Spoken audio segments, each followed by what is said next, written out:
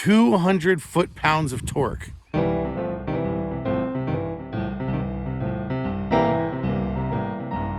forget to subscribe and like this video. 200 foot-pounds on your torque wrench is what you should be using on your Ember hitch. If you have one of these detachable hitches that comes with the Ember, a lot of people have been asking, like, what should these be torqued to? A lot of people are seeing flex. I was seeing flex, meaning whenever I would lift and lower the trailer, I'd see it move a little bit. I was getting a little worried about that. I tightened it down by hand, but I don't know what to torque it to. So I took it into Woody's RV World in Abbotsford.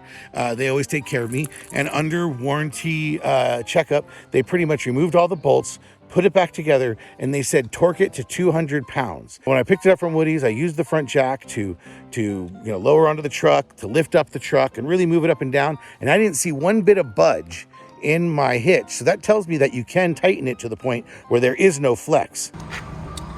Okay, here at Woody's, and I am seeing no flex now. This has been set to 200 foot-pounds torque. I am not seeing any flex whatsoever.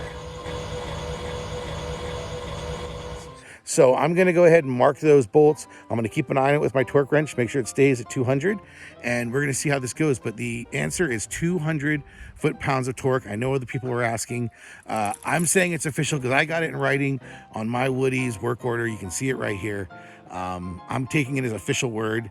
If anyone at Ember wants to back this up or give an alternative torque number, I'm all ears. But right now I'm going to stick with 200. Thanks, everyone. See you later. Don't forget to subscribe to this channel, like this video, and maybe share it to other Ember owners that you might know. See you, everybody.